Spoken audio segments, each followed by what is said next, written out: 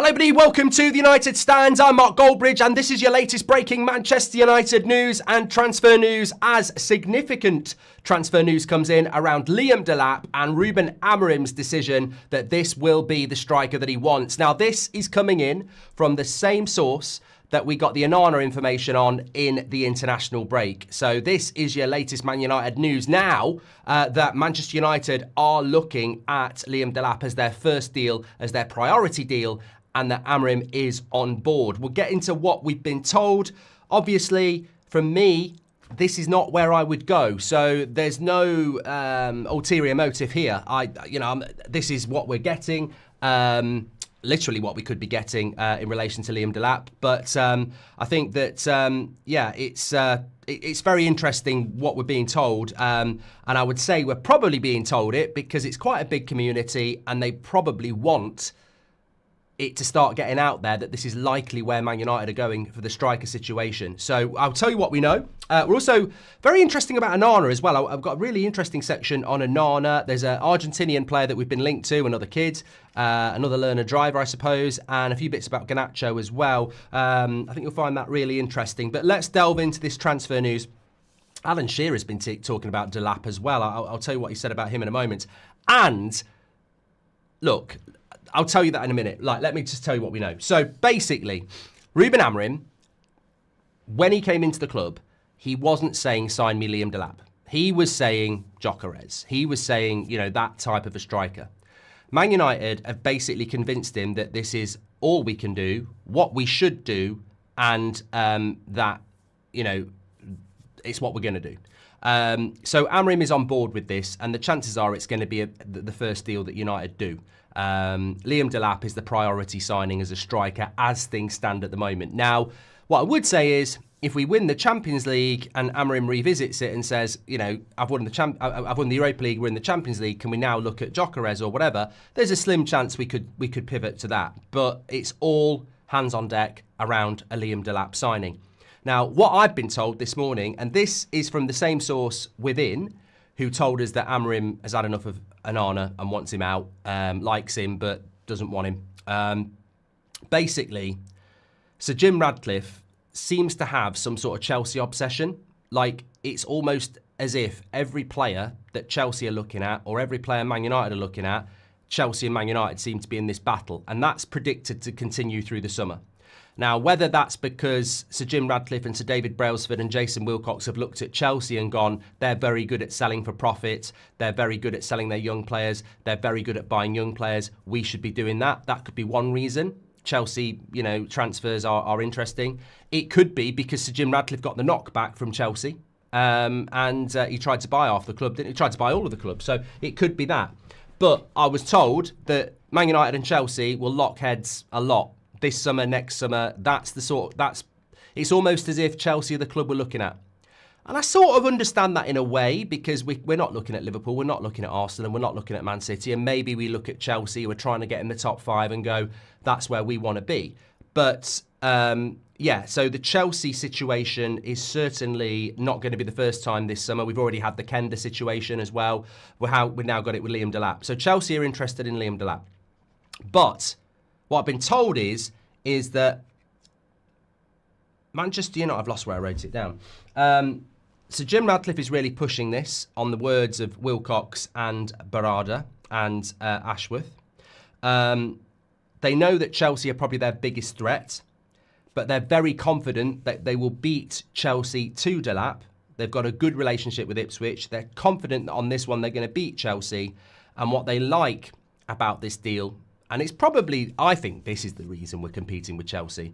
Chelsea are buying a lot of younger players who have a sell-on value. And I think they're looking at Delap and going, 22, a few goals in the Premier League in season 1. Even if he does okay, they can still sell him in 3 years and get their money back. So I think that that's where we're looking. Not Ashworth, Brailsford. I got mixed up there. Sir David Brailsford. That's where we are at. Now, on Amorim, as I said, this wasn't the striker that Amorim was looking at, but he is part of a transfer board. Wilcox is pushing it, Sir Jim is pushing it, Brailsford is pushing it, and Barada is pushing it. So he's up against it on this one. And basically, the feeling is that if they bring Delap in and they keep Rasmus, you've got two 22-year-old strikers who can push each other for a cheaper price than Gyökeres or Osimhen. Or they could move Rasmus on, have a younger striker in Delap, and go for a more experienced striker, maybe a cheaper experienced striker like a Mateta or a Jonathan David. I think that's unlikely. I think what they're probably going to do is go with Delap and Rasmus as the 22-year-old strikers. And look, I've got to be honest here. I did say maybe a year ago I wouldn't mind Evan Ferguson and Rasmus pushing each other as two young strikers. But a year ago, I think we're in a very different position to where we are now. I think we're crying out for experience in that team, and where better to put it than up front. So I don't like this deal. I don't like this deal. But I can only bring you what we're being told, and I'm certainly not going to push agendas or not cover a story that I know is from a very good source. So Liam Delap is the priority signing for Man United up front at the moment. Amorim is on board with it. He's needed a bit of convincing. He did want somebody a little bit more experienced. But the selling point from Manchester United to Amorim is that he's Premier League proven. He's 22. He's got a lot to learn. He can get better. He can compete with Rasmus. We'll have two strikers. They're not dissimilar in what they bring to the team. And also, it would be a striker that Chelsea want, that we could beat them to, and other clubs want. So there's clearly quality there. And they feel that he can work in the Amorim system and be part of the future under Amorim. And also, they really, really think they can do a deal with Ipswich that is really cheap. £40 million release clause. Chelsea are doing the same. Chelsea won't pay £40 million. Chelsea are talking about paying it over a number of years. Man United are talking about paying it over a number of years. So you get Liam Delap for about 42 million. You don't pay the release clause. You pay a little bit more so that because if you pay a release clause, you've got to pay 40. We did it with Xerxes. It was a 32 million release clause, but we gave them 34 so that we could spread it out. So we probably give them add-ons or something, but we only give them 10 million a year for 4 years. So it's a cheap deal, and that obviously is an attractor as well. And look, honestly, and this is not from the source, I would look at that information and I would go, this is where we are. I'm not surprised by it. I'm not surprised by it at all. We are terrible this season. Our league position verifies that. We don't have a lot of money, as was proved in January. I mean, it annoys me, It really annoys me that Aston Villa brought in Rashford, Malen, Asensio, and now they're in the FA Cup semi-final, the Champions League quarter-final, and a race for top 5. And United decided, we don't need anything. And I've always said that. Football is a race. Every season is a race. And the January transfer window is an opportunity.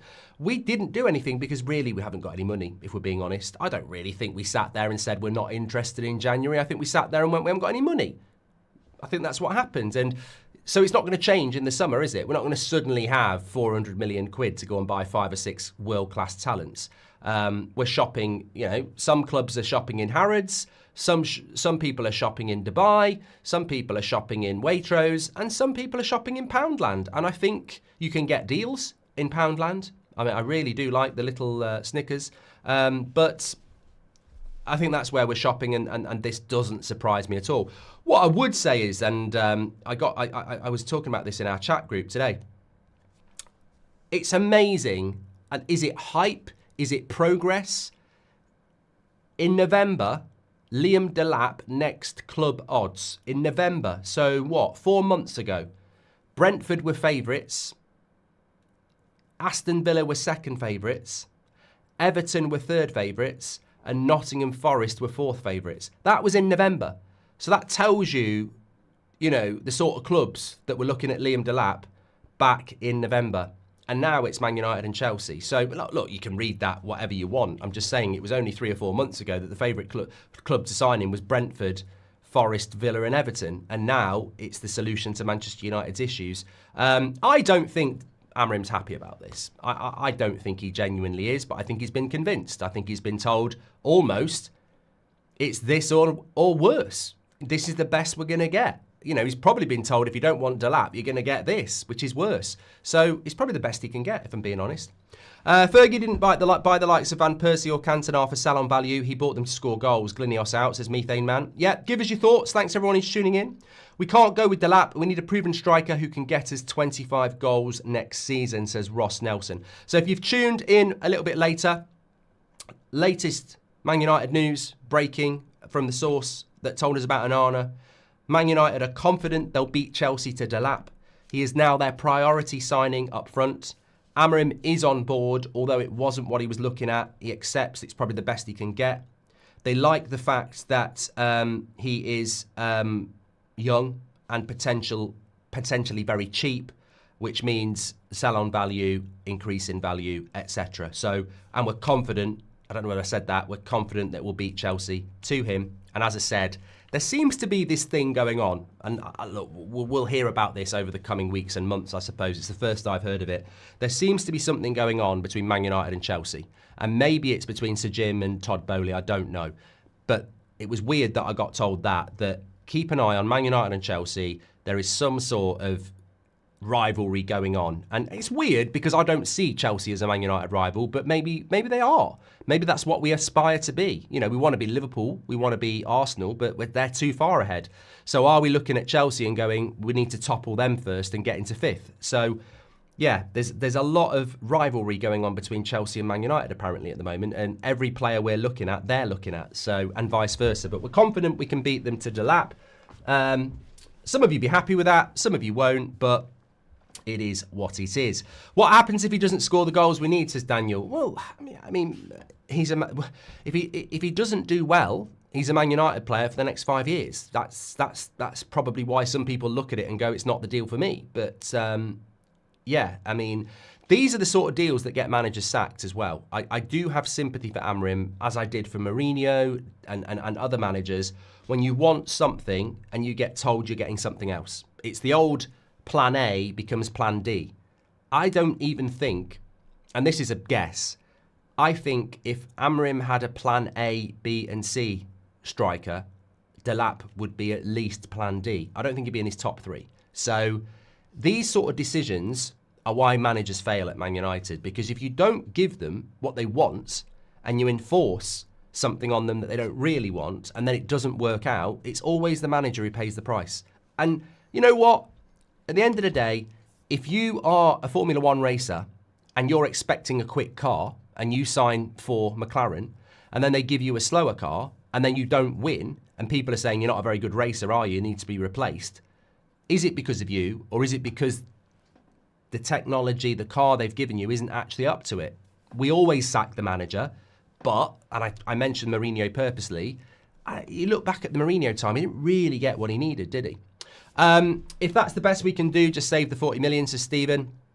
He isn't even enough of an upgrade, says Rob Always United. Look, I don't really want to be giving you this news. I don't want to be giving you this news. As I said, it's coming in from the same person who told us about Onana, who I'm going to talk about in a minute. It's good information. I don't like it, but it's a news show. It's a community. Some of you will like it, some of you won't. What I will say, Rob, is it's not the player's fault. He is a good player. I don't think he's what we need. But what I would say, Rob, he is an upgrade because we've only got Rasmus. If you've got Rasmus and Delap today, we're better. It might not be what we need, but we are better. If you've only got cornflakes in your cupboard for breakfast and you really, really want shreddies, but I bring you Rice Krispies, which you don't really like, you've still got more options up front in your cupboard. You could have Rice Krispies instead of cornflakes, But I agree, it's not the upgrade we want, but it's still better. And that's what I would concede, definitely.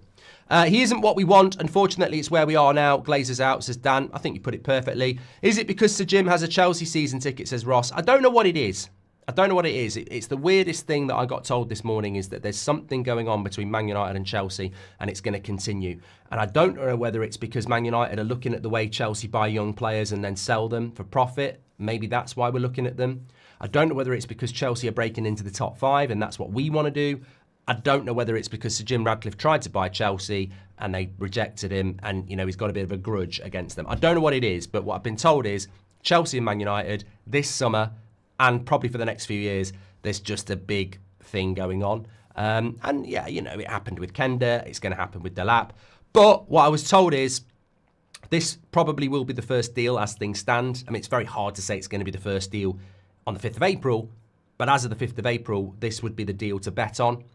And also, they're very confident that they will get Delap to Man United ahead of Chelsea. They really do feel that Chelsea won't win this race. They've got, well, I don't know what that means. Does it mean that Delap said he wants United over Chelsea? I don't know, but they're very confident they can do the deal. Maybe it's the financial deal. I don't know. I saw something about Chelsea this morning. If that's the best we can get, okay, thank you very much. Would you say Thomas Muller could provide any value, says Forms? Absolutely not. Too old. What happens if he doesn't score the goals? Thank you very much to that there. Ross McRae Magician as well. Thanks for your super chats. Okay. I do want to go to Garnacho. I want to talk about this Argentinian young player that we've been linked to as well. But it seems quite seamless to go from Delap to Onana because I'm getting the information from the same person who told, I think it was the first Monday of the international break, I told you about Onana. Amorim wants Onana replacing. He likes Onana as a person, but it's not his guy and it's not the guy he wants. Very similar to sort of Ramsdale being replaced by Raya.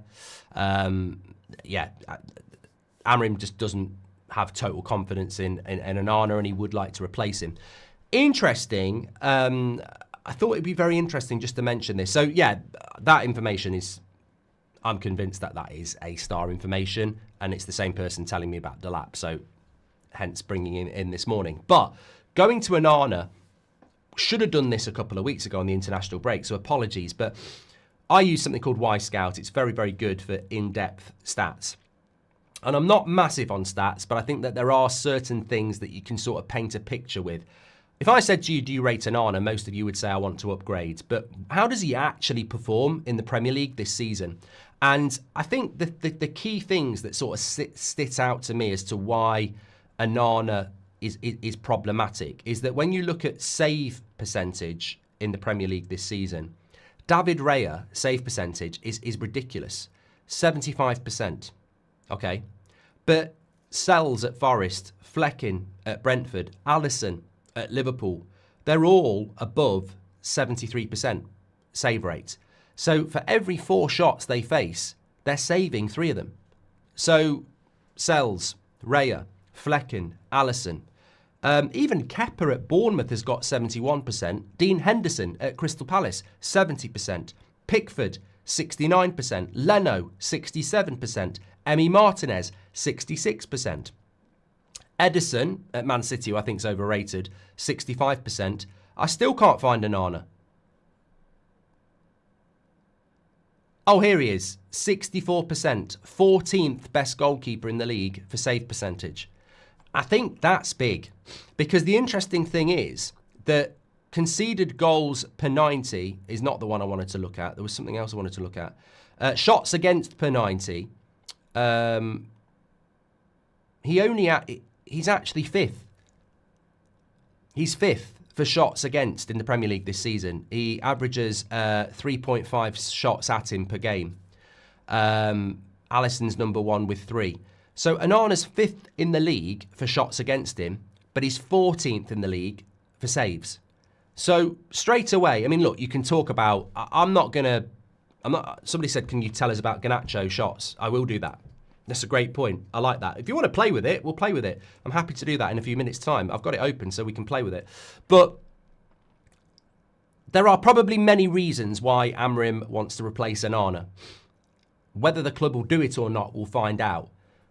But that is a big reason. A very, very big reason. He's 14th in the league for saves. And Man United are 14th in the league. Now, that doesn't mean it's Onana's fault. But Man United should have a goalkeeper that is in the top 5 goalkeepers for saves in the league. You should demand that. And I think this is one area, probably among many, where Amorim's looking at it and going, I need my guy. I need my guy. Because I need a goalkeeper I've got confidence in. And if my goalkeeper is, only saving 64% of his shots, and David Reyes saying saving 75% of his shots. Across a season, that's confidence. And I don't have confidence in this goalkeeper. So I think Onana gets a lot of unfair stick. He's not a bad goalkeeper, but I understand why Amorim wants to replace him, because it's not his guy. It's Ten Hag's guy. And this is not from any source or anything. This is just me projecting my opinion. I would never have replaced De Gea. De Gea would have been my guy. It was controversial to do what Ten Hag did, but he brought his own guy in. And I respect that. I think it was stupid, but I respect it. He looked at De Gea, it wasn't his guy, Onana was his guy, and he did a stupid deal. He let De Gea go for nothing and then spent £50 million on a goalkeeper who wasn't as good, but he got his guy. Amorim is looking at it the same and has more reason to look at it. He wants his guy. And would you bring De Gea back? I don't think De Gea back. I mean, I don't think De Gea back would be a bad thing, but I don't think it projects the future, which is what we want to do. Alex says, I know it's hindsight, but do you think we would have been better off with Henderson instead of Onana, says Alex? No, I think Dean Henderson needed to go. I think there was something about Dean Henderson that just didn't work. He needed to go to Palace and sort of, work his way back. I think he felt he was better than he was. I mean, remember Dean Henderson was doing some very strange statements and interviews, and he was quite disrespectful of De Gea as well. Maybe that was just like eagerness, arrogance, whatever. You need that in a goalkeeper, but I think Henderson needed to go. And I think Palace is a good move for him. And he might get higher than Palace, and he is doing quite well now, but I don't think it was the right time for Henderson, to be honest with you. I remember Henderson playing in goal for United, and he did make some... He did make some mistakes. I agree with everybody turns. He needed to go and learn his level. Win the Europa League and get Gyökeres. They need to be guided, says Tech Empire. And George says, given our strikers don't get service on a final third, it probably won't matter who we buy unless we strengthen the midfield and our wide players. I definitely want... A lot of people saying, can you just tell us the stats for Garnacho? It will take me a minute or so to just whack it in, and I will do that in a minute. Somebody in the chat just said that... I'd love to know what Garnacho's shot conversion is. Yeah, we'll definitely look at that.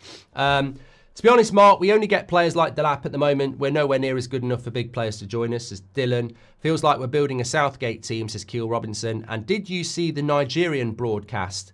Buki Labar said last night on X about United and Osman. Osman follows him on there, says Red Devil Girl. Thank you, Red Devil Girl. Hope you're doing well.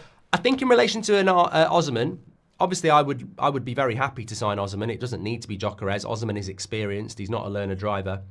My theory on Osman is that he's going to Saudi, based on what Ornstein said the other day. But also, my personal theory on Osman, when it comes to transfer news around him, is that his agent is doing what Raiola used to do for his clients. You just don't close any doors. It's almost how to sell your player for dummies. You just basically open the door to everybody. Saudi, MLS, Italy, Spain, Manchester United, non-Champions League clubs, even bloody Wrexham. You just open the door everywhere, and the chances are the more clubs that want you, the better terms you get. And I just don't trust anything around Osman at the moment. I really don't. Doesn't mean it couldn't happen, but I think it's just agent talk.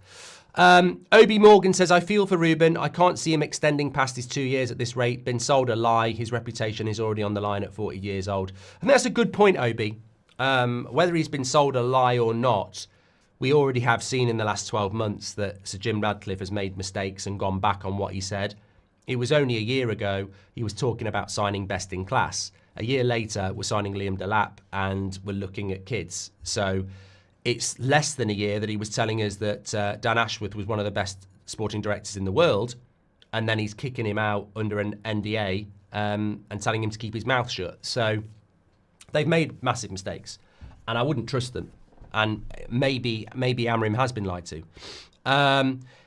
Real Madrid never asked their manager what kind of player they want, says Nicholas. And Dan Davey says, well, we're not Real Madrid, Nicholas, for a start. So that's the answer to that. Dan Davey said, he isn't what we want. Unfortunately, this is where we are, says Dan Davey. Thank you very much. Fade has given us a bit of an update here. I don't know whether it's true. Sporting would be willing to lower their asking price from Gyökeres to 59 million with Arsenal and Man United still interested. That's Slow Sports News Fade. I don't know whether that's come out today, but that's slow. That came in from Portugal 2 days ago. So I don't know why the Athletic are reporting it, but it probably means it's true. Yeah, this came in from Portugal a couple of days ago. I think it might have been Record or Abolo. Yeah, so his release clause is 80-something million, but there's a gentleman's agreement between Gyökeres and Sporting that he can go for 60 million pounds, 70 million euros, if he stayed last summer in January transfer window, which he's done. So there'll probably be add-ons in that, but yeah, about 60 million, which is, look, trouble is, people go, Delap's available for 40 and Gyökeres is available for 58, which is about 70 million euros. It's 18 million pounds different. Only an idiot wouldn't pay the 18 million more to get Gyökeres, because the gap between Delap, look at it like this. Liam Delap on a free or Gyökeres for 18 million. That's how I look at it when there's a gap like that. I don't look at it as 40, 58. I look at it as Liam Delap on a free or 18 million for Gyökeres, because the gap's 18 million, right? Only a complete and utter prat is going to take Liam Delap on a free. You get them both, but you're not going to go 18 million for Gyökeres or Liam Delap for free unless you're tight and you've got no money. You definitely go for Gyökeres, because the gap between Liam Delap and Gyökeres is way more than 18 million. But the problem is, it's not. In fairness, it's not 18 million. Sporting will probably want 58 million up front, whereas Ipswich will probably say 10 million a year for 4 years. So in year one, you pay 10 million for Delap, but in year one for Gyökeres, you pay 58. So I'm not defending Sir Jim or the Glazers, but transfers, as we know, and the mechanisms of them these days are a little bit more than that. Obi Morgan, thanks for being a member for 16 months. I'm going to talk about this other stuff in a minute. But just a bit of breaking news again. Ian Subiaba is an Argentinian 18-year-old. We've been linked to him a few days ago. We've been linked to him again. Apparently, we're in talks for him. Plays for River Plate. Again, another wonder kid. Dubbed the next big thing. Compared to Julian Alvarez. Also linked to Chelsea. So, you know what I'm saying? It's not even took me 10 minutes to go back to what I was talking to you about 10 minutes ago. I've been told this morning as part of this Delap story that Man United and Chelsea have got this weird thing going on. It could be coming from Man United's side, but here we go again.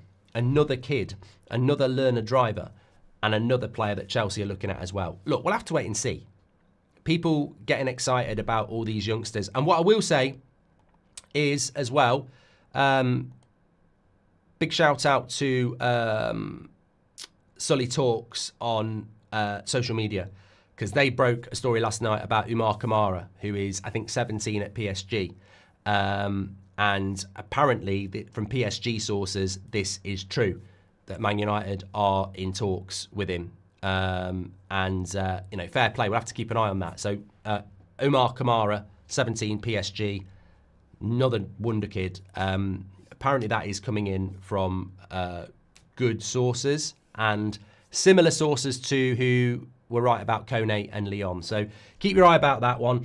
As for Subiaba, I don't know, but it's another kid. And as I said on the show last night, great show last night, my suspicion is that we're looking at doing these sort of things because we want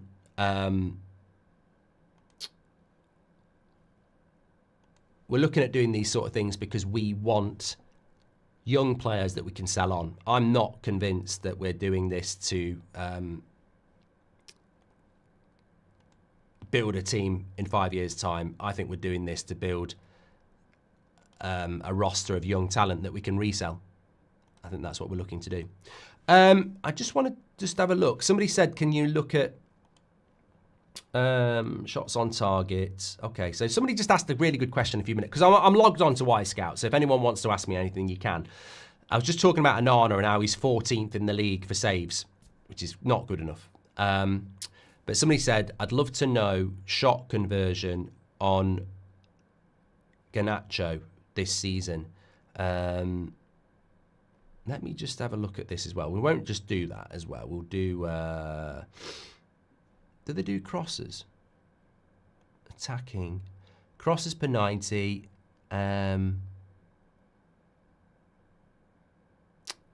Accurate crosses. Okay, let me do that. Okay, so shots per 90. Is that more or less? Shots per 90. That's less. Okay. I've got to put... Where is Garnacho? He's not even in there. Garnacho should be there. Oh, oh, he is there. Okay. So here we go. Shots per 90 in the Premier League for left-sided players, right, this season. Eze, number 1, 3.4. Semenyo, Bournemouth, number 2, 3.3. Garnacho, Man United, 3.1. So Garnacho is in the top 3 left-sided attackers in the Premier League this season for shots per 90. Shots on target, I'm just going to whack it in now. Slow. It's slow. The suspense is killing us. Okay, shots on target. Martinelli is top with 51%. Alanga has got 50%. Son at Spurs has got 49%. Matoma's got 48%. Where is Garnacho? Bloody hell. Oh, God. I can't bloody find him. I've got top 30 and he's not even in there. I've got top 50 and he's not in there. I'm hoping I've scanned past him. Oh, my God. This ain't good, bruv. Where is he? Here he is. Oh, no, it's not as bad as I thought. Oh, no, I had scanned past him, to be honest. So, yeah, Alanga's 50%. Lewis Potter is... This is only on target. Actually, this is on target. I've done the wrong one. So he's third in the league for shots, but he is 3, 6, 7, 8, 9, 10, 11, 12, 14th for shots on target with 37%. So he's third in the league for shots, but he's 14th in the league for shots on target. But remember, a shot on target doesn't mean it's good. A shot on target could be straight at the keeper. So what's his goal conversion?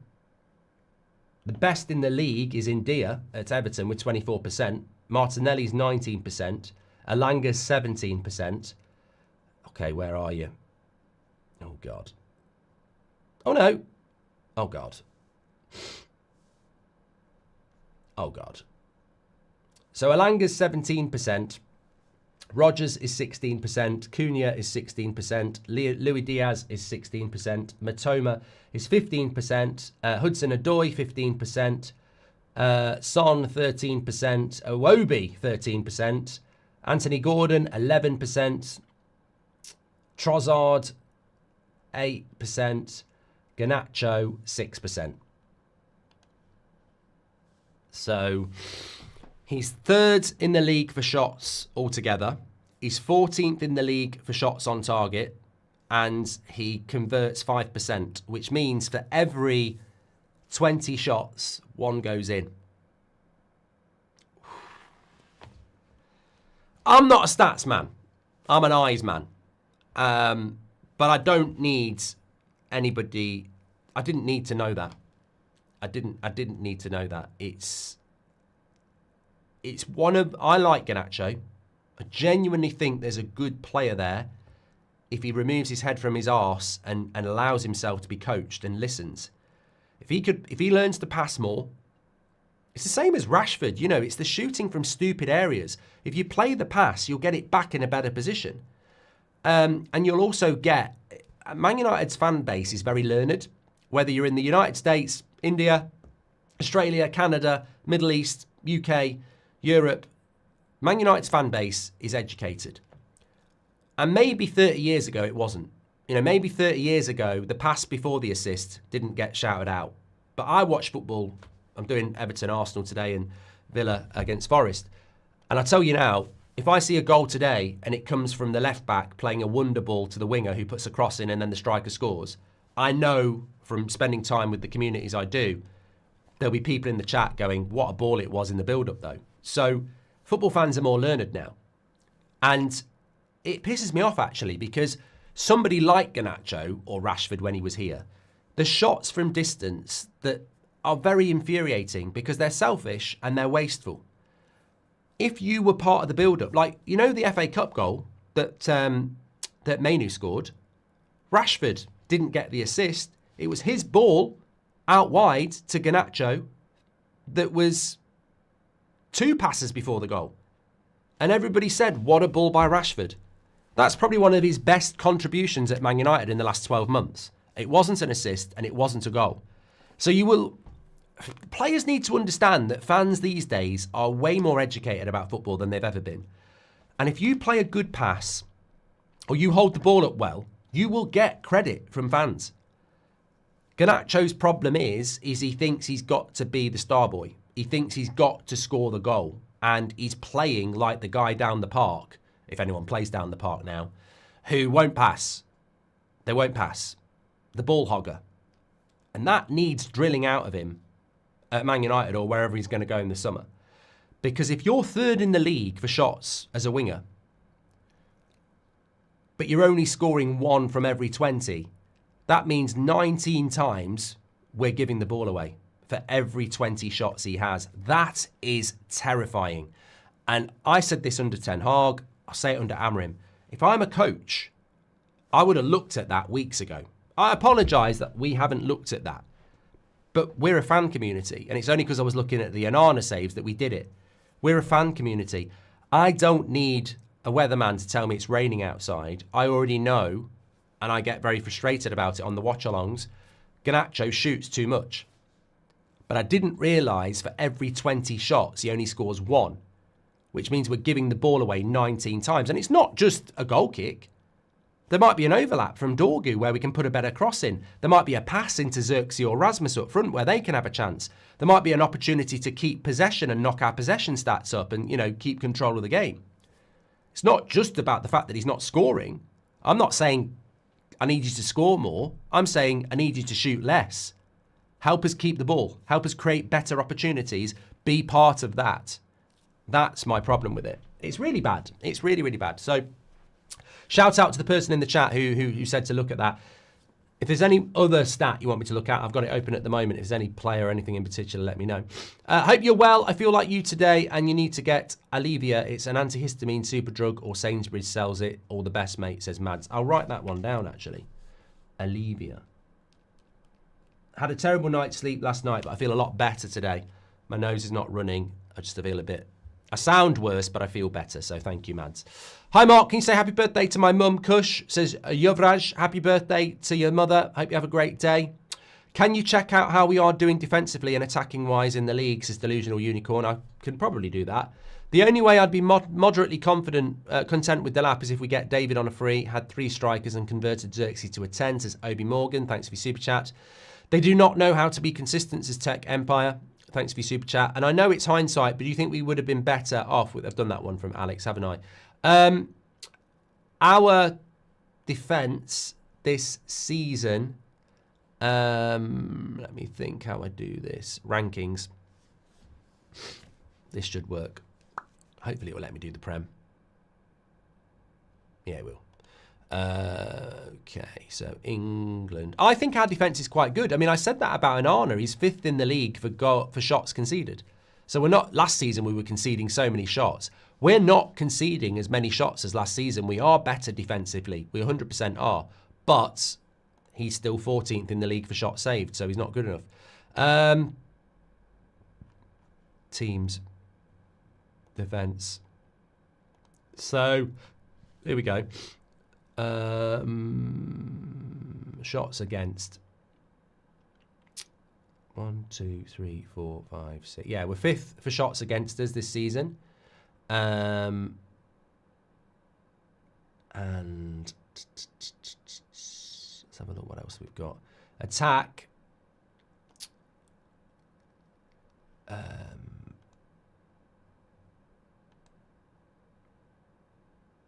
Attack, we've had 110 less shots than Liverpool. Crosses, this will be interesting. Fulham put more crosses into the box than anybody. I suppose they've got Anthony Robinson. So Fulham are top of the league for crosses. Bournemouth are second. Spurs are third. Liverpool are fourth. Arsenal are fifth. Brentford are sixth. Man City are seventh. Brighton are eighth. Chelsea are ninth. Everton are 10th. Newcastle are 11th. Leicester are 12th. West Ham are 13th. And Man United are 14th for crosses into the box. It's terrible. You know, for a club that I grew up on you know, for me, that's one of United's biggest identities, putting crosses into the box. We've been shit at it for years.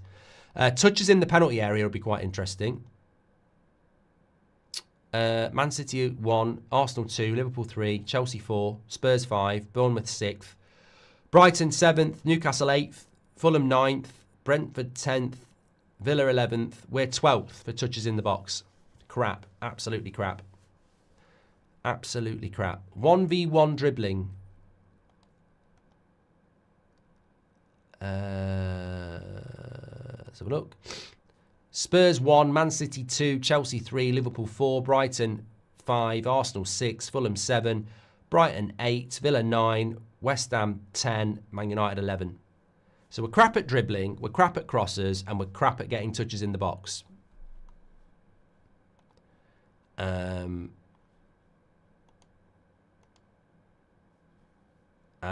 we are 6th in the league for offsides. Corners.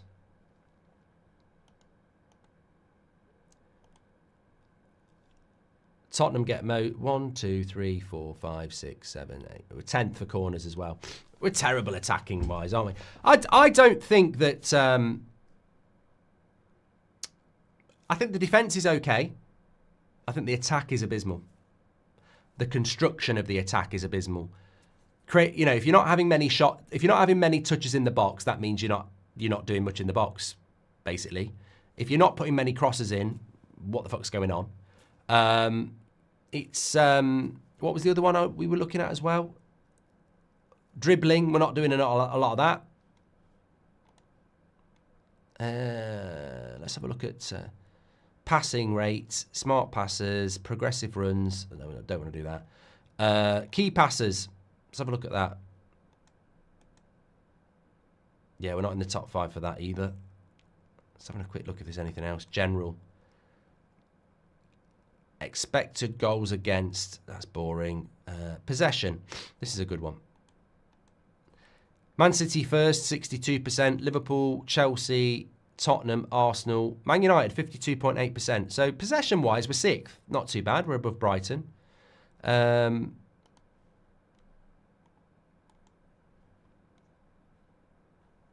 else have we got? Expected goals. 13th.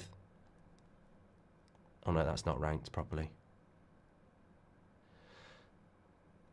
Liverpool got the best XG. 2nd, 3rd, 4th, 5th, 6th, 7th, 8th, 9th, 10th, 11th, 12th. 14th XG, expected goals in the league. Goals scored this season. Bloody hell. Bloody hell, where are we at? 1, 2, 3, 4, 5, 6, 7, 8, 9, 10, 11, 12, 13, 14, 15th for goals scored. Bloody hell. Hey, tell you what, you can figure out where the goals have come from as well. Goals from corners, we're actually 1, 2, 3, 4, 5, 7th. Outside the penalty area, we're 5th.